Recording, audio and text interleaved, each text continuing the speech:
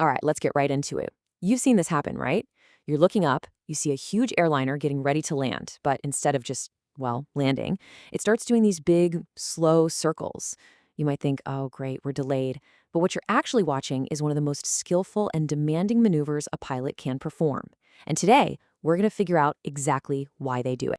I mean, it seems so simple. The airport's right there, so why the scenic route? Well, the answer is this really complex dance between the weather, the airport's layout, and a set of super precise flight procedures. And to understand the circle, we first have to understand the straight line. Okay, so first things first, let's talk about the ideal situation. In a perfect world, every single landing would be something called a straight-in approach. It's the simplest, it's the most efficient, and it's by far the most common way to get a plane on the ground. So what exactly is a straight-in approach, officially?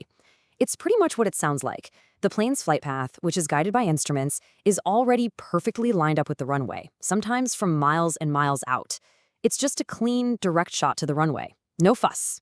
And the process itself is just beautifully simple. The pilots line up with the runway using their instruments, they follow that electronic path all the way down, and then once they get close enough and can actually see the runway with their own eyes, they switch to flying visually and make the landing. It's stable, the workload for the pilots is low, it really is the gold standard. But you knew there was a but coming, right? We don't live in a perfect world. Sometimes things like the wind direction, or maybe too much air traffic, or even mountains and hills mean that the runway you have to land on isn't the one your instruments are lined up for. And this is where our story gets interesting. And really, this slide just boils the whole problem down to one single word: alignment. For a straight-in approach, the path and the runway are in perfect sync. But when they're not, well, you can't just crank the wheel and make a sharp turn at the last second. You need a formal and, more importantly, a safe procedure to get lined up. And that solution has a name. It's called the circle-to-land procedure. Now, this isn't just a pilot deciding to wing it and fly around a bit. No way. This is a highly regulated, pre-designed procedure that pilots train for over and over again. Now, the really crucial part to understand here is that this is still an instrument approach, at least at first. The pilots use their instruments to get down to a safe minimum altitude. But then the procedure calls for a visual maneuver, that's the circling part, to line the plane up with the right runway. So it's kind of this hybrid of computer precision and pure hands-on flying skill. And this is probably my favorite way to think about it. The procedure doesn't just tell the pilot to, go circle over there somewhere. It actually defines a very specific, protected area of airspace around the airport. Think of it like a virtual safety bubble. As long as the pilot stays inside this bubble, they are absolutely guaranteed to be clear of any obstacles like cell phone towers or hills. And we're not talking about some vague concept here. This bubble has a precise size. For a super common plane like a Boeing 737 or an Airbus A320, that safety radius is exactly 4.20 nautical miles from the runway ends. It's a defined, calculated space, not just some random flight path. And as you can see here, that safety bubble isn't a one-size-fits-all deal. It's actually really smart. It's tailored to the aircraft's category, which is mostly based on how fast it flies. So a smaller, slower plane, say in Category A, it doesn't need much room to turn, so its radius is just 1.68 nautical miles.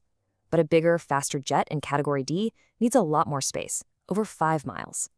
It's all calculated for safety. Okay, so the plane has used its instruments, it's descended safely, and it's now inside that protected bubble. This is where the real skill comes in. This is the climax of the whole approach. And this part has its own name. It's called visual circling. And notice the different wording there. The circle to land is the entire procedure from start to finish, but the visual circling is the specific action the pilot is taking, flying by sight, looking out the window to get the plane from where the instruments left off over to that final landing line. And I'm going to say that again because this is the key thing to get. Circle to land is the procedure, it's the map. Visual circling is the action, it's the actual driving. The procedure gets them into the safe zone. The action is the pilot's skilled flying inside that zone. Man, this quote really puts you right there in the cockpit. At this point, the autopilot is almost always off. The pilot is flying this massive machine by hand at a low altitude. They're managing their speed. They're keeping the runway in sight the entire time, all while staying inside that invisible bubble. There are no electronic guide rails for this part. It's all on them. It takes just an incredible amount of focus. So you can probably guess, with a maneuver this demanding, aviation authorities have a lot to say about it. And it all comes down to one thing: safety, safety, safety. Regulators all over the world are really clear on this. While the procedure is perfectly safe when done by the book, they strongly discourage pilots from doing it in high-risk conditions. Trying to circle at night or in bad weather with low visibility or around mountains, I mean, each of those things just adds huge layers of risk.